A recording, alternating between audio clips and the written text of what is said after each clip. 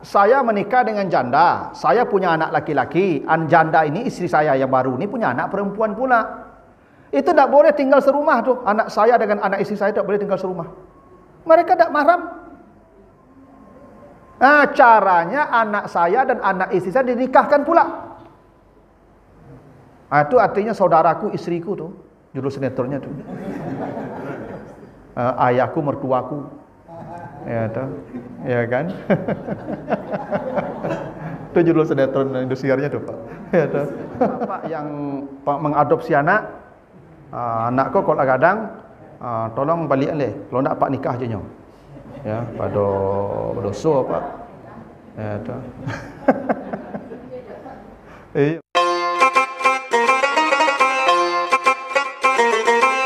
Bapak, ibu-ibu, kaum muslimin jamaah salat maghrib yang dimuliakan Allah. Segala puji bagi Allah atas segala karunia-Nya. Salawat dan salam untuk Nabi kita Muhammad sallallahu alaihi wasallam. Bapak Ibu yang saya muliakan, malam ini kita akan bahas surat An-Nisa, ya, surat yang keempat ayat 23. Surat An-Nisa ayat 23 ini ayat menjelaskan tentang perkara mahram namanya.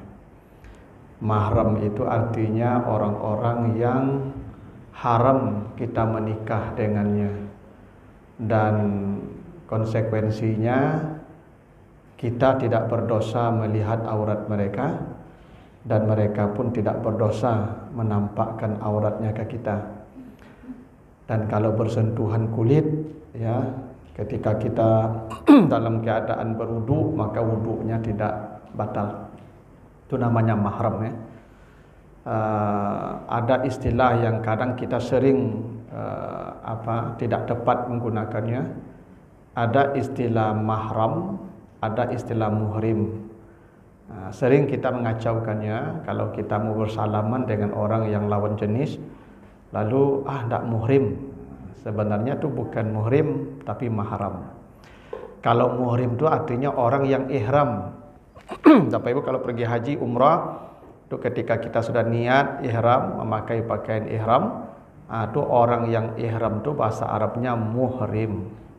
Dari kata ahrama, yuhrimu, ya, orangnya muhrim, ya, perbuatannya ihram. Nah, kalau orang yang haram kita menikah dengannya, yang tidak membatalkan wudhu kita, boleh melihat auratnya, disebut mahram.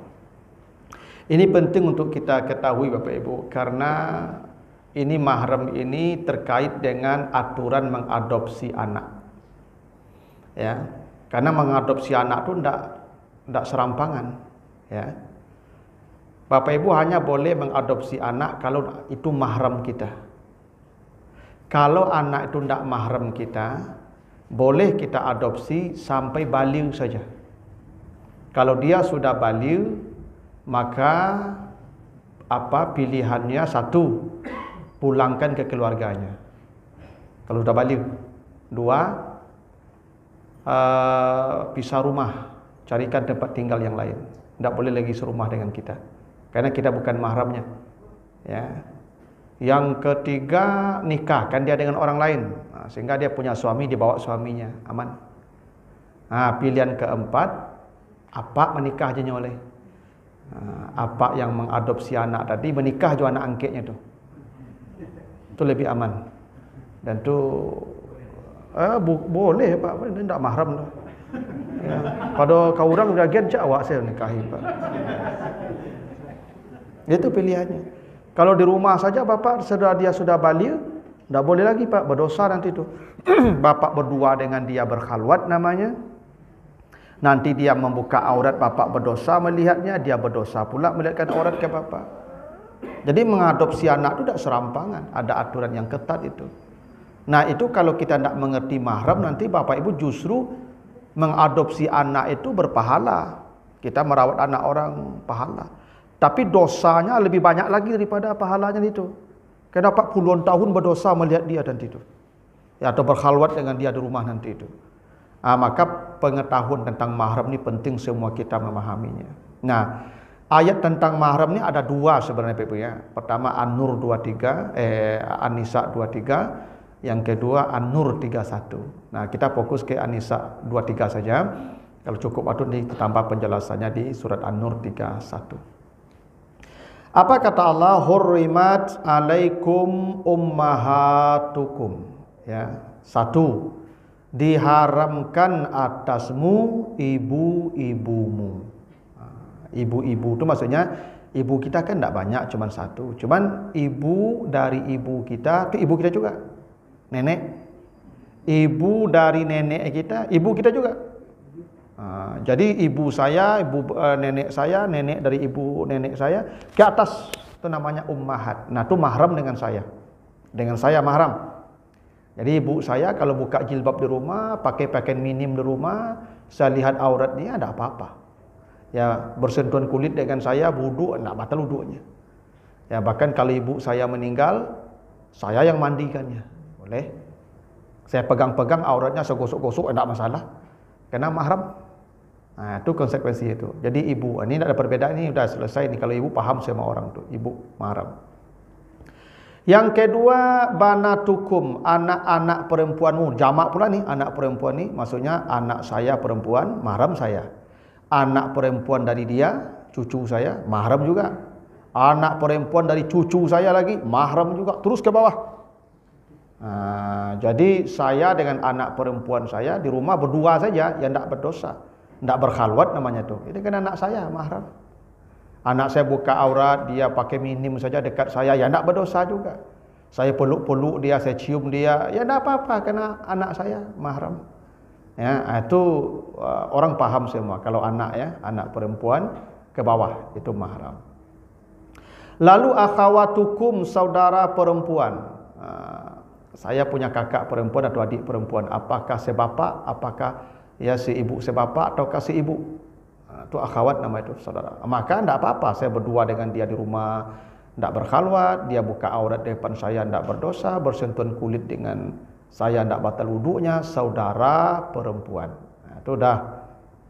Wa ammatukum, dan saudara perempuan bapakmu. Bapak saya punya kakak perempuan atau adik perempuan. Apakah kandung, apakah sebapak, ataukah saya si ibu. Saudara perempuan bapak saya. Etik dah. Kalau bahasa awak dah. Etik ya. Jadi saudara perempuan bapak saya, etik ambo tu. Itu ke rumah saya atau saya ke rumah beliau, ya tidak ada masalah. Buka aurat di depan saya, ya bersentuhan kulit dengan saya, tidak ada masalah karena mahram. Ya. Ya bisa jadi misalnya etik ambo, ya suami tidak di rumah lah kan. Ya, nak rumah suaminya nya takut di rumah surang. Tu nya telefon ambo. Pian, tolong kawan etik di rumah lah. Ada orang rumah lah. Atau ambo berdua saja di rumahnya, ya tak apa-apa. Kena mahram. Tapi kalau suami ibu orang telefon dah, ibu telefon dah ramu dah. Kalau kemenakan telefon tak apa-apa. Tapi kalau suami tetangga ibu telefon dosa ibu. Ya dah. Ini ya saudara ya. Saudara perempuan ibu. Itu namanya ammah ya. Kalau saudara laki-laki ayah namanya am. Jadi kalau saudara laki-laki ayah tu am. Jadi om tu bahasa Arab tu, om. Ya, om tu bahasa Arab tu, Pak. Om bahasa Arabnya. Jadi apa-apa ibu apa je berang lo kalau ada orang bimbau om malu kan bahasa om. Om tu bahasa Arab. Bahasa Al-Qur'an am tu saudara ayah. Yang laki-laki namanya yang perempuan namanya ammah. Jadi saya dengan saudara bapak saya yang perempuan mahram, tidak boleh menikah. Ya, itu, melihat aurat mereka tidak berdosa juga. Wa khalatukum, saudara perempuan ibu. Ibu saya punya kakak perempuan atau adik perempuan. Kandungkah, saudara si ayah sajakah atau si ibu saja, itu namanya khalah. Saudara perempuan ibu, kalau di kampung cik nama itu. Jadi kalau saudara ayah namanya etek, panggilannya etek. Kalau saudara ibu, icik panggilannya. Dia awak tante nak. Tante ya. Tante lah. Jadi ibu punya saudara perempuan, dia punya anak laki-laki. Anak laki-laki saudara perempuan ibu tu mahram ibu tu. Ya, anak laki-laki saudara perempuan ibu. Ya, saya punya tante, ya saudara perempuan ibu saya, mahram saya tuh. Jadi saya kalau tidur di rumah dia, berdua dengan dia tidur di rumah itu tidak ada masalah, mahram. Itu Ibnu Abbas itu sering tidur di rumah Maimunah. Maimunah itu istri Nabi. Maimunah itu saudara ibunya Ibnu Abbas. Ibnu Abbas punya ibu namanya Lubabah. Lubabah ini punya saudara namanya Maimunah. Makanya Ibnu Abbas sering bercerita tentang salat malam Nabi. Nabi salat malam begini, saya salat malam di belakang Nabi. Kok bisa dia salat malam bersama Nabi? Karena Ibnu Abbas sering tidur di rumah Maimunah. Maimunah itu istri Nabi, bibinya. Ya, jadi anak saudara perempuan ibu itu mahram. Ya, saya punya kakak, ibu saya punya kakak perempuan atau adik perempuan, itu saudara ibu saya itu mahram saya. Khalah namanya. Itu tidak berdosa tuh. Ibu kalau pergi ke rumah dosa anak ibu yang pedusi, lu anaknya bujang-bujang, tuh ibu buka saja jilbab ibu di rumahnya itu, tidak masalah. Karena mahram. Gitu, ya. Bahkan ibu paluk-paluk cucu apa kemenakan ibu, tidak berdosa juga. Karena mahram. Gitu ya. Lalu wabanatul anak perempuan saudara laki-laki. Saya punya kakak laki-laki atau adik laki-laki. Dia punya anak perempuan. Kemenakan nampak tu? Mbak peteknya kamu ada pak? Mbak petek tu. Adik ambo laki-laki atau kakak ambo laki-laki. Dia punya anak perempuan. Anak perempuan kakak laki-laki atau adik laki-laki saya itu namanya banatul itu mahram saya itu. Ya, jadi kalau saya misalnya gini, kakak ambo laki-lakinya punya anak pedusi, tunyo kuliah di Padang, kemenakan ambo tu. Tunjuk telefon ambo di kakak ambo, kemenakan kuliah Padang di rumah saya tinggal di. Boleh. Boleh tinggal di rumah saya. Ya. Kalau dia perempuan ya. Kalau dia laki-laki tak boleh. Kenapa tak boleh dia laki-laki kalau tinggal di rumah saya? Dengan istri saya bermasalah nanti. Dia nak mahram dengan istri saya. Kemenakan saya itu perempuan, boleh tinggal di rumah saya. Karena dengan saya mahram, dengan istri saya nisa sesama perempuan. Tapi kalau kemenakan saya laki-laki, tinggal di rumah saya, tidak boleh. Kenapa? Dengan istri saya bermasalah, dia tidak mahram. Tidak boleh. Gitu, ya. Jadi ya sama juga, ya. Ya ini namanya banatul anak perempuan saudara laki-laki. Jadi kemenakan tuh. Jadi anak perempuan saudara laki-laki itu mahram. Ya, saya dengan anak kakak saya atau adik saya yang perempuan nih, itu mahram. Wa banatul anak perempuan saudara perempuan. Saya punya kakak perempuan, adik perempuan. Dia punya anak perempuan. Abang mamaknya kamu nak. Kalau tadi petek atau Pak Dang enak. Kalau kau mamak kau mah.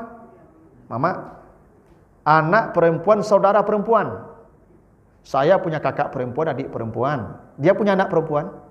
Anak perempuan dia itu mahram saya. Jadi kalau kemenakan ambo kuliah di Padang kau, tu tinggal di rumah ambo. Boleh. Tak ada masalah. Yang tak boleh itu laki-laki. Anak laki-laki saudara perempuan saya tak boleh tinggal di rumah saya. Kenapa? Dengan istri saya tak mahram dia. Jadi yang mahram itu anak perempuan saudara perempuan, ya. Itu tidak boleh menikah itu.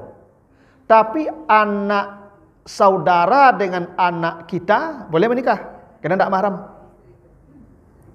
Saya punya saudara laki-laki, dia punya anak perempuan. Saya punya anak laki-laki. Anak laki-laki saya dan anak perempuan kakak saya atau adik saya laki-laki itu boleh menikah. Karena tidak mahram. Yang mahram saya dengan anak saudara saya. Anak saya dan anak saudara saya tidak mahram. Apa punya kakak laki-laki, apa punya anak pedusi, kakak apa punya anak laki-laki, nikahkan. Boleh? Boleh. Tidak mahram. Tidak mahram. Itu makanya misalnya gini, ambo punya anak bujang di rumah. Kemenakan ambo pedusi, Nyo tinggal di rumah ambo. Oh, enggak boleh. Kalau yo anak bujang pun bermasalah. Mereka boleh menikah. Iya, boleh. Kan kita sering mengatakan tuh saudara ya. Ya boleh, enggak dilarang. Anak saya laki-laki, anak uda saya perempuan. Kami nikahkan anak kami? Boleh.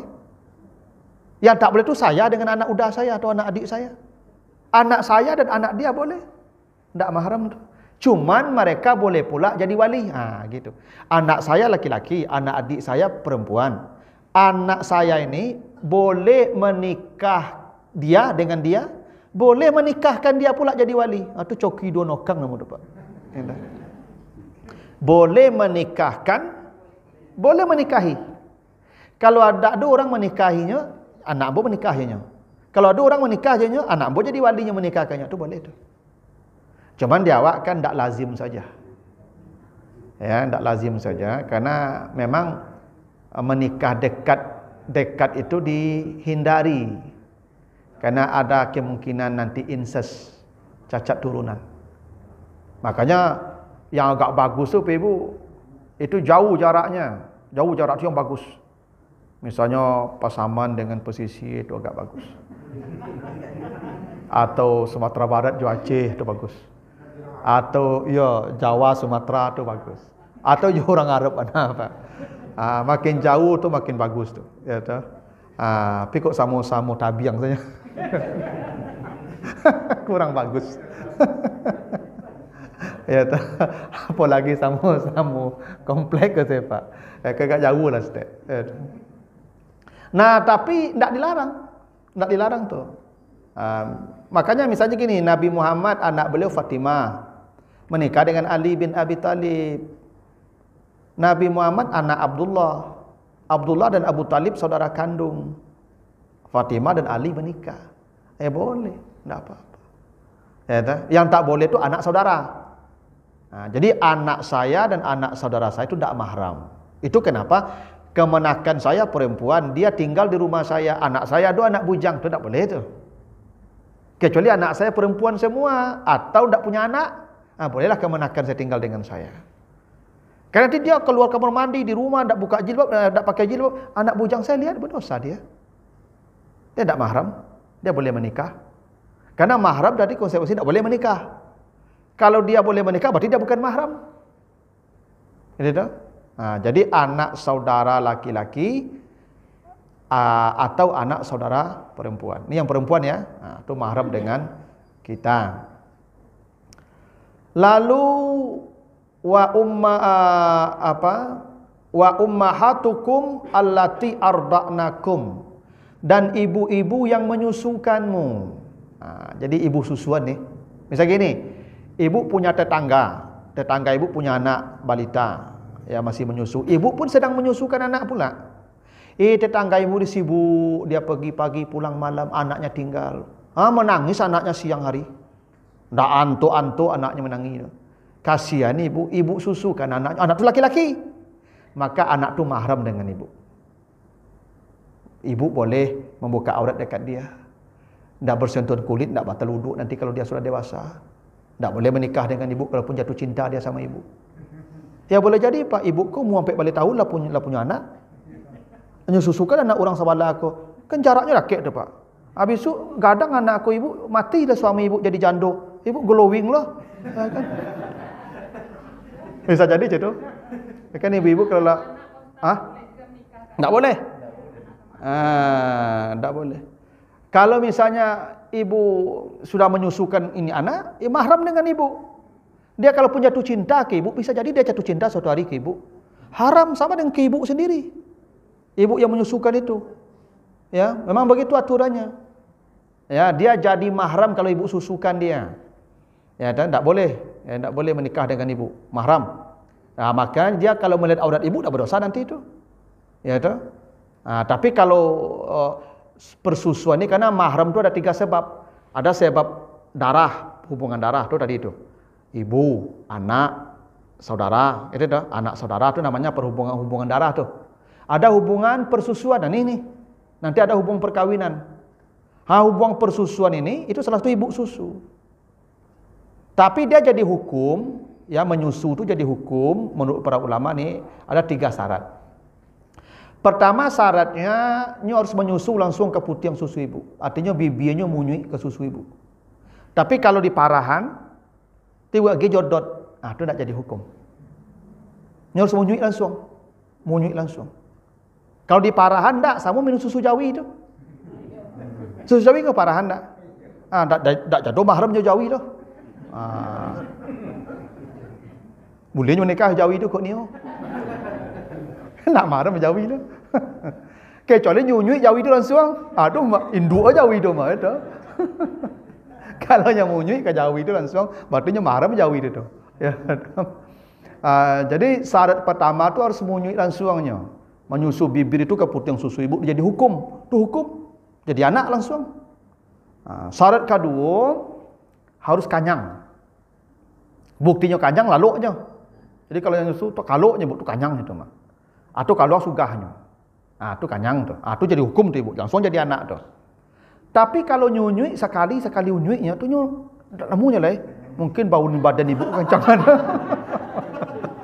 Mungkin pade mana katiak ibu ke baunya kan. Ya bisa jadi cetu. 2 hari ibu kau tak mandi kan. Ya kan, tanggung baun katiak je lah. Sehingga anak ko lah dah takut yang nyusu tu. Taluk je nyusu lagi ko iyo lah kan ya. Nyo paru je lapar jauh dapat pedek baun kancang taluk je lah gitu. Lah nyunyui tapi sekali unyui baru dia taluk nyusu dia lah. Tak jadi hukum pak. Tak jadi anak budak kanyang lah. Nyo syaratnya harus kanyang tu. Kalau tak kanyang tak jadi tu. Jadi harus munyui langsung, harus kanyang gitu ya. Yang ketiga, kau syarat penting kau. Harus usia di bawah 2 tahun menyusu tu. Gitu ya. Tapi kalau masih sumui dak lah. Kalau macam anggui dak lah tu. Gitu. Syaratnya tu. Sebab kalau 2 tahun ke bawah itu artinya kebutuhannya apa? Berarti susu tu makanannya tu. Tapi kalau masih sumui, lah. Itu dah kebutuhan lah boleh tu. Ya tu. Ya bisa jadi begini kan. Ada kasus begini, ibu mengadopsi anak. Misal gini, ibu mati anak ibu habis melahirkan. Ibu habis melahirkan nih. Mati anak ibu. Ada lu orang meninggal anak di rumah sakit ke ibu laki-laki. Ibu mati anak kau. Kebetulan ada orang tinggal anaknya kau. Tak ada jalesian punya lo kau. Ibu ambil je anak tu sebagai ganti anak ibu lah. Ya tak? Ibu susukan langsung. Ibu susukan jadi anak ibu tu. Ini mahram ibu tu. Itu caranya tu. Ya. Tapi catatannya harus 2 tahun ke bawah. Tapi lah model-modeko kok enggak jadi hukum ni. Nah. Lalu wa akhawatukum minar radha'ah. Ibu kemudian galaknya.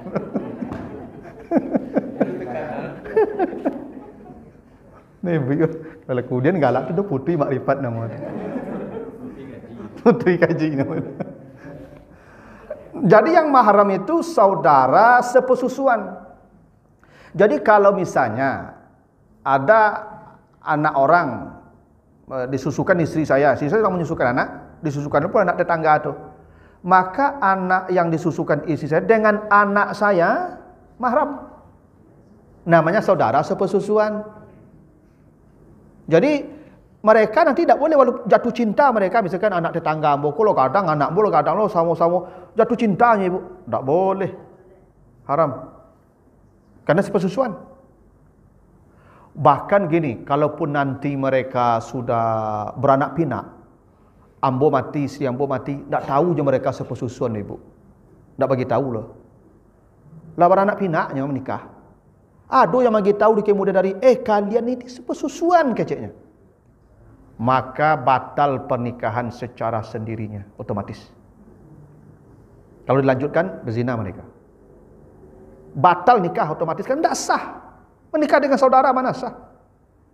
Itu maka ibu kalau kamu menyusukan anak orang tolong agi tahu ke seluruh anak ibu. Itu saudara sepesusuan kalian. Semua anak ibu bukan hanya anak ibu yang sedang menyusu dengan ibu. Karena semua anak ibu yang menyusu dengan ibu, saudara dengan dia. Bahkan nanti anak ibu punya anak pula, ibu bercucu. Cucu ibu pun tidak boleh menikah dengan anak susuan ibu. Karena menikah dengan anak saudara tadi dilarang. Kan dilarang menikah dengan anak saudara tadi. Nah, kecuali anak cucu ibu dengan anak daripada anak susuan ibu tadi.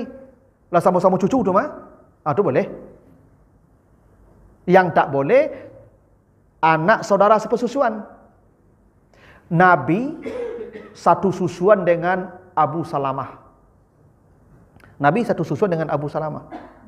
Nah, Abu Salamah ini mati, ya, itu menikah dengan Nabi, istrinya Ummu Salamah, dan itu boleh, ya, menikah dengan istri saudara sepersusuan boleh. Tapi dengan anak Abu Salamah Nabi tidak boleh menikah, karena Nabi dengan Abu Salamah itu saudara sepersusuan, sama-sama pernah menyusu ke Suwaibah budaknya Abu Lahab. Itu. Jadi saudara sepersusuan haram menikah. Anak saudara sepersusuan juga haram menikah dengan kita. Tapi anak kita dengan anak saudara sepersusuan boleh. Nampak ya? Anak kita dengan anak saudara sepersusuan kita boleh.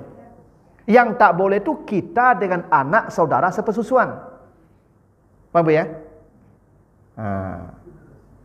Jadi ini Bapak Ibu hati-hati ni, kadang-kadang kita ada elok ya tetangga, ada apa, ada ibu juga anak orang tu disusukan. Ya konsekuensinya jadi hukum jadi anak dengan anak kita ada saudara kandung nanti itu. Makanya saya sarankan ibu bapak, ibu-ibu ni kalau kamu menyusukan anak orang je besok diparahan aja lah. Ini mudah-mudahan kau nak kamu menyusukan anak dia kaya. Dan tu ibu menyusukan anak tu kan kalau punya air susu. Kalau tak punya air susu walau kamu menyusukan anak orang. Ya tu. Ibu misalnya sedang menyusukan anak, wah anak tetangga menangi, kan banyak kasus begitu tu Pak. Lalu dia susukan anak orang tu kena kasihan. Ini berubah aja hukum ikut tu mah. Saudara langsung tu. Dengan semua anak ibu, bukan hanya dengan anak yang sedang menyusu dengan ibu, semua anak ibu. Dia saudara sepersusuan tu, sama air susunya. Itu. Tapi dengan suami ibu dia tidak mahram. Misalnya ibu menyusukan anak perempuan, ibunya memang ibunya, ibu susuannya, tapi suami ibunya tidak mahram itu.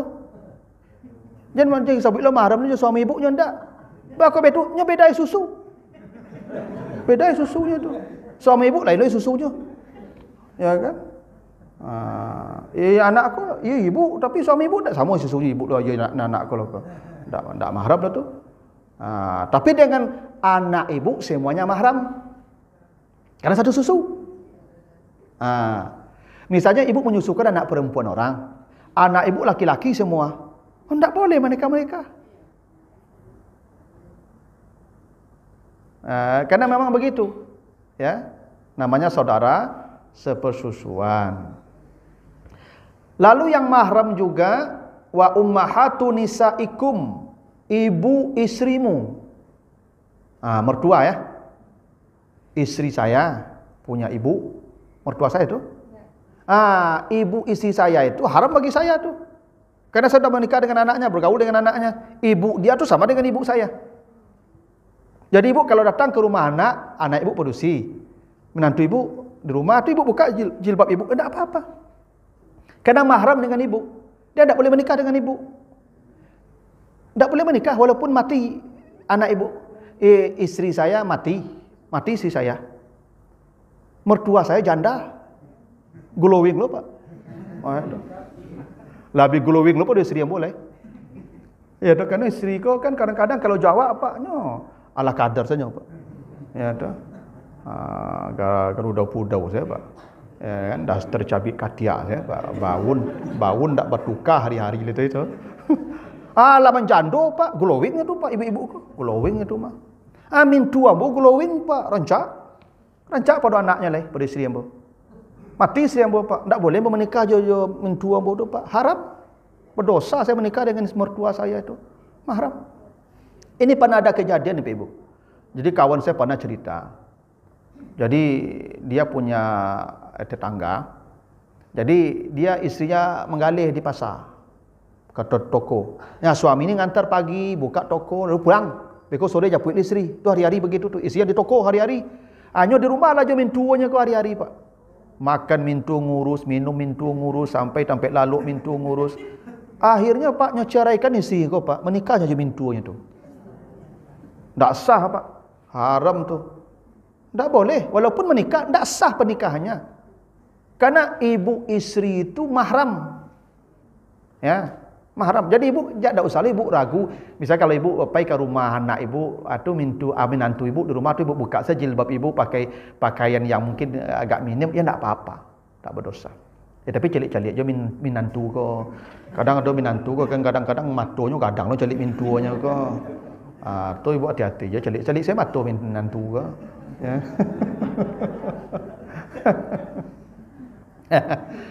Gitu tu, ya tu. Iya Pak, tersiruk dari celik mintu. Mintu aku glowing kalau tidak dia Pak lah. Jando kan. Maka hati-hati ya. Tapi mahram. Jadi kalau ibu mau naik motor, tu bergonciang je minantu. Tu ibu pacik minantu ibu tu tidak apa-apa. Pacik lah. Tidak masalah. Ya tu dari pacik tu ya pungguangnya apa tak kan. Tapi ya tu ibu pandai ibu lah matur cara. Tapi itu tidak masalah karena mahram, gitu ya. Ibu dari istri. Jadi di ibu namanya minantu kan. Jadi ibu je menantu ibu tu tidak masalah. Mahram. Jadi ibu jangan pergi ke rumah anak tu dak lapis jilbab dalam dulu. Buka salah jilbab tu tak apa-apa. Tak berdosa tu. Ibu tak berdosa, dia tak berdosa pula karena mahram. Cuma kalau ditutup tentu lebih baik. Tu lebih baik ditutup. Tapi kalau dibuka pun tak berdosa. Kan konsekuensi mahram itu tadi. Konsekuensi mahram tak berdosa melihat auratnya, tak berdosa tanpa aurat ke dia, dan tak membatalkan wudu. Ya. Lalu yang mahram juga warabaibukumul lati fi hujurikum min nisaikum allati dakhaltum bihinna. Anak perempuan istri. Saya menikah dengan janda. Janda ni punya anak perempuan, anak gadis. Saya menikah dengan ibunya. Maka anak dari istri saya ini dari suami yang sebelumnya. Boleh jadi dia cerai hidup atau cerai mati dengan suaminya, dia punya anak perempuan. Anak perempuan istri saya tu mahram saya. Karena saya sudah menikah dengan ibunya. Saya menikah dengan janda. Janda ni punya anak dari suami yang sebelumnya. Perempuan, gadis. Saya menikah dengan ibunya. Maka anak gadis itu tinggal di rumah saya dengan istri saya, tidak masalah. Karena sudah mahram dengan saya. Dengan catatan ada. Catatannya apa? Kalau sudah bergaul dengan ibunya. Dakhaltum bihinna. Lah bergaul bu jinduknya baru. Baru anak kau mahram jambo. Tapi kalau belum bergaul dengan ibunya, dia tak mahram. Bisa jadi begini. Bisa jadi ambo menikah jinduknya atau apa menikah jinduk kau jo jando kau. Tak tahu apa kalau jando kau punya anak gadis lo. Dah sudah akad nikah, saya nikahkan engkau dengan anak dengan binti fulana binti fulan sah. Lah, seorang duduk-duduk lewat anak gadis kau Pak. Tak cantik apa? Rancak kau kiranya. Tak kicu apa? Rancak. Tu apa ceraikan isteri apa tu langsung. Tu menikah pak jo anak gadis tadi. Tu boleh. Boleh kalau botak.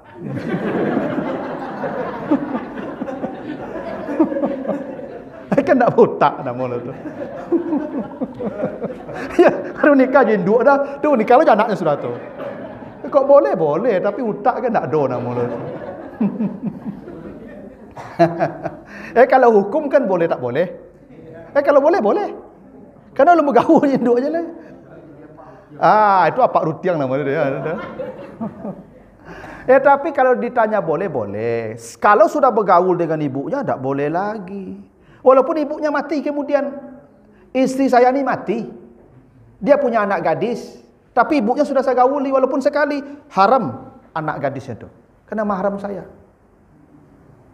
Kecuali ibunya tu mati sebelum saya gauli. Bisa jadi begini. pas saya menikah dengan ini perempuan janda ini, nikah ini sah. Dek gadanglah hati isteri yang boko, dapet suami kayu ustaz saleh. Dek gadang hati, serangan jantung mati. Mana tahu? Mana tahu tu, dek gadang hati dapat suami, kan ustaz, gagah, kayu, pegawai kan, konsol mana dapat suami cukup wah. Sasak sangok tu langsung mati. Lu bergaul mau jinduk je lai. Apa menikah saja anaknya lai sudah tu? Boleh. Tu boleh tu Pak. Tu tak boleh tak buta tu boleh.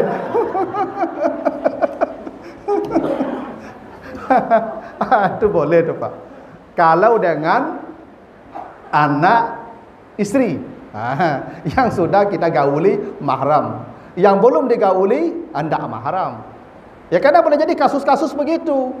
Dia baru menikah induknya baru langsung induk ke mati. Kan bisa jadi begini, sudah menikah, akad nikah, tu pergi ke hotel honeymoon bulan madu. Kecelakaan tu ke. Alun sampai ke kamar hotel lain mati ibu tadi. Tu anak gadinya ada ustaz. Menikah saja anak gadi tu lai. Karena jinduk lu bergaul lai. Tapi tak boleh berdutur lah kuah.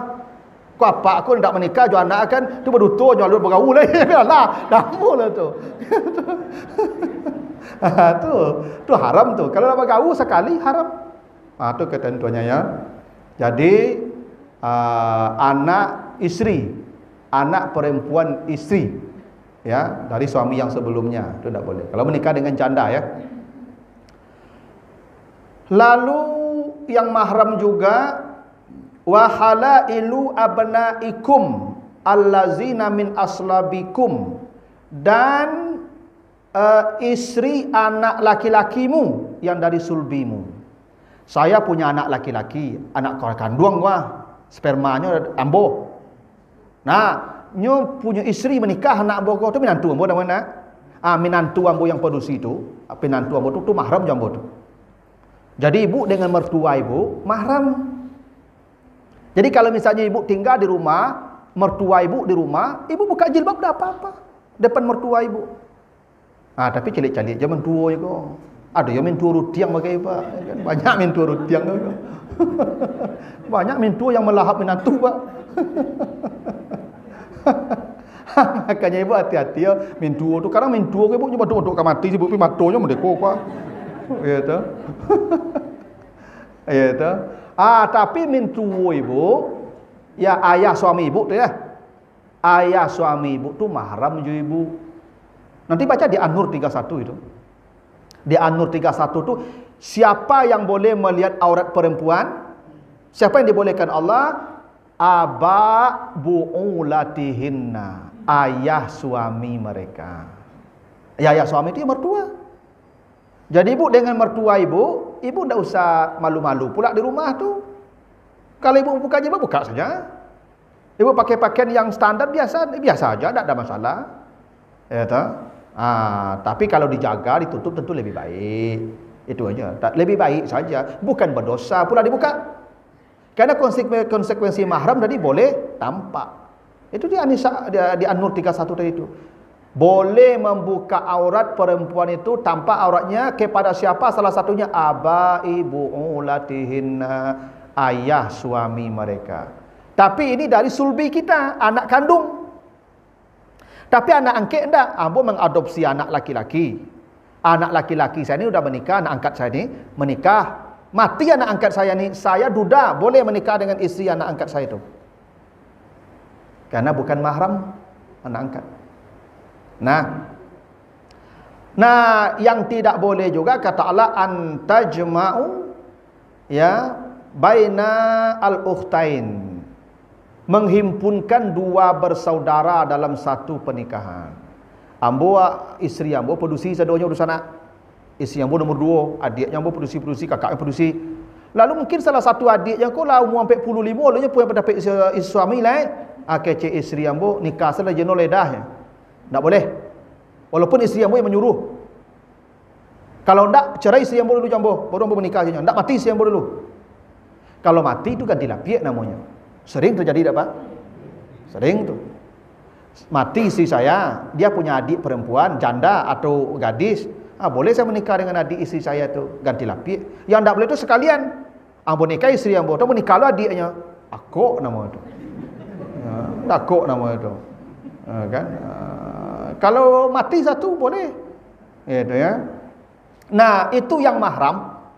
Nah, dari semua yang disebutkan tadi, tidak ada disebutkan anak angkat.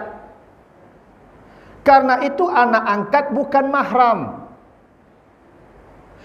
Gini, ibu kalau ingin mengadopsi anak, hanya 2 orang saja yang boleh kalau ingin mengadopsi anak. Misalnya saya dan istri saya tidak punya anak, lalu kami musyawarah. Bu, ambil anak lah, adopsi anak. Jadi kecil istri ambo. Siapa yang kamu cari? Ibu atau ambo yang cari? Kecil istri ambo dah salah. Jadi, saya kalau mengadopsi anak hanya boleh 1. Siapa itu? Anak perempuan saudara saya. Apakah anak perempuan kakak saya laki-laki atau kakak saya perempuan, atau anak perempuan adik saya perempuan atau adik saya laki-laki. Pokoknya anak perempuan saudara saya. Bakok begitu. Kau anak perempuan saudara, jo ambo mahram, jo istri ambo sejenis. Sampai tua di rumah jambo dah ala. Tapi kalau anak laki-laki saudara saya tak boleh, dengan istri saya tak mahram. Atau istri saya yang mengadopsi anak, kecil istri ambo salah yang mencari dah. Jadi, kalau begitu istri saya hanya boleh 1 saja diadopsinya. Siapa? Anak laki-laki saudaranya. Anak laki-laki saudaranya. Anak perempuan tak boleh. Kenapa anak perempuan tak boleh? Jambu bermasalah mereka tak mahram jambu. Anak laki-laki saudara istri saya dengan dia mahram. Dengan saya satu jenis. Lain daripada itu tak boleh mengadopsi. Kalau mau mengadopsi juga sampai baligh saja. Karena perempuan boleh tampak auratnya. Salah satunya dibaca di An-Nur 31, al-atfal allazina lam yazharu ala auratin nisa. Perempuan boleh memperlihatkan aurat ke anak-anak yang belum baligh. Berarti ibu kalau mengadopsi anak orang yang bukan mahram tadi, sampai baligh saja. Begitu baligh, pilihannya 4 tadi. Apa misalnya mengadopsi anak perempuan di rumah sakit, ya sepakat je ibu, kita ambil anak aku pedusi. Apa boleh merawat anak itu sampai baligh. Kalau mereka sudah haid, SMA, pilihannya 4. 1, bapak kembalikan ke keluarganya balik. Ustaz dah tahu keluarganya Ustaz, anak tinggal Ustaz. Boleh. Carikan tempat tinggal lain. Pisah di rumah tu. Okey cik ibu, dia pak, ibu wak pak, ndak bisa lo, ya siko salah. Kalau ndak wak nikahkan dengan orang lain. Jadikan suaminya, biar dia pergi dengan suaminya. Kalau ndak apa menikah je nyo. Ndak betul lo bu ya. Kok pisah je nyo ndak mu, kalau menikah ni bu nyo orang lak mu, ambo menikah je nyo lai ya. Cik ibu ndak ba lo pak, alhamdulillah lah. Ya. Kok dah ba cik ibu kan alhamdulillah lah pak itu. Ya bisa jadi begitu. Tapi kalau serumah juga dengan dia tak boleh. Maksiat. Nanti apa berhalwat je nyo. Beko nampak auratnya. Makanya mengadopsi anak ni tak mudah urusannya Pak Ibu. Lebih besar dosa bapak ibu nanti ketimbang pahala merawat dia. Ada orang sampai tua, sampai ini dia dengan anak angkat di rumah terus, tak boleh. Tak boleh hukum begitu. Dah baal Ustaz, ambo rasa anak kandung Ustaz. Lah sajak lagi ambo rawat le anak laki-laki ko. Ya dah bano rasa anak kandung ambo bana badu ambo jejun di rumah ndak ada perasaan apa-apa Ustaz, bukan soal apa-apa. Perasaan rasa anak kandung, rasa tak mengubah hukum. Yang rasa tak mengubah hukum. Kalau rasa mengubah hukum, iku suami orang rasa suami awak, ada amu lah tu. Isteri orang rasa isteri awak, ada amu lah tu pak. Rasa, mana bisa mengubah hukum? Hukum ada teknya, ada nasnya. Tak boleh. Ini untuk ibu-ibu bapak yang mengadopsi anak ni, ada aturan yang ketat. Jadi kalau bapak ibu mengadopsi anak yang bukan mahram, ketentuannya tadi sampai baligh saja. Bila balik, tidak bisa lagi. Pilihannya 4 tadi itu. Kembalikan ke keluarganya, atau carikan tempat tinggal yang lain, atau nikahkan dengan orang lain, dan nikahi dia. Itu terakhir. Nikahi dia. Yang paling ringan risiko terakhir kok Pak, nikahi. Ya, kan Pak payah merawatnya Pak. Udah diagen kurang. Ya, ibu setuju loh Pak. Awak rancak mana? Ya Pak. Ayo Pak.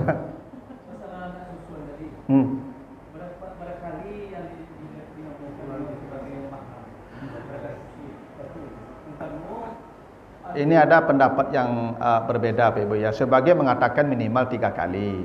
Tapi pendapat yang jumhur itu kenyang. Walaupun sekali, tapi kenyang. Kenyang itu ditandai dengan itu tidur dia. Kalau tak kalau anakku bi menyusu tandanya kanyang tu Ibu. Bu anakku kalau kanyang lalu. Tuh. Anak-anak begitu tuh. Asa kanyang lalu, asa laparnya menangi. Tu tanda anak menyusu kanyang lalu nya. Gitu. Ya. Jadi kalau sampai tak kalau menyusu itulah jadi hukum tu. Tapi kok tadi tu Pak sekali unyuiknya atau mungkin barangkali unyuiknya bisa jadi ibu ko lah sakit parui kan. Tu cobui lah. Ya toh. Itu tak jadi hukum, tak kanyang lah. Tak kanyang lah. Ialah berhenti surang. Atau tadi tu anak tu mana tak mau nyusunya lah. Dek kancang bangun ketiak ibu tadi tu. Ya toh. Tak nio lah kayo lah kan. Mati dia menyusu gara-gara kau mana. Dibangun kau mati menyusu tak menyusu tentu mati lah ya. Kalau ada kayak gitu. Tak jadi hukum tu. Tapi yang apa? Yang disyaratkan ulama tu minimal 3. Satu harus menyusu langsung bibirnya, yang kedua kenyang, yang ketiga di bawah 2 tahun. Karena kata Allah begitu, ya wa fisaluhu ibumu ya menyusuimu amaini, 2 tahun. Kata Allah di ayat lain wal walidatu yurdi'na auladahunna haulaini kamilaini. Ibu-ibu menyusukan anaknya 2 tahun. Berarti dah 2 tahun, itu tak le tu. Tu tak kebutuhan itu. Kok menyusu je dah 2 tahun tu tak jadi hukum leh. Tak jadi hukum leh. Ya, kalau lah bersusu muik menyusu jadi hukum mereka. Apa-apa aku langsung mahram je ibu. Nah, begitulah dulu Bapak Ibu-ibu ada. Silakan.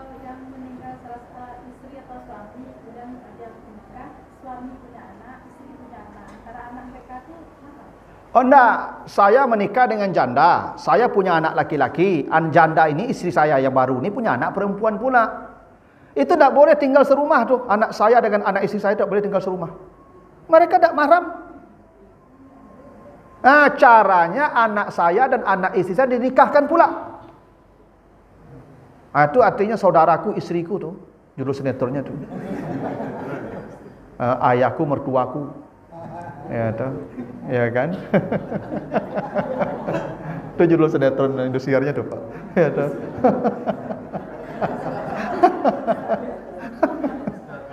Itu boleh. Karena tak mahram. Tak mahram. Istri saya punya anak perempuan, saya punya anak laki-laki. Anak saya dan anak istri saya boleh menikah. Yang mahram saya dengan anak istri saya. Ya. Yang mahram saya dengan anak istri saya, atau istri saya dengan anak laki-laki saya. Itu mahram itu. Ya. Anak sama anda? Istri saya dengan anak laki-laki saya mahram. Saya dengan anak istri saya mahram. Anak saya dengan anak istri saya, oh enggak. Mereka boleh menikah. Bahkan lebih baik nikahkan saja kalau serumah. Ya toh, lebih aman. Kalau enggak boleh serumah, jangan serumah. Nanti apa ke rajo ibu, ke rajo anak apa berdua di rumah. Panjang masalah marhalwat berdosa tu Pak. Iyalah, dan tak sedikit kejadian begitu. Ya, karena mereka tidak ada hubungan kecuali saudara tadi.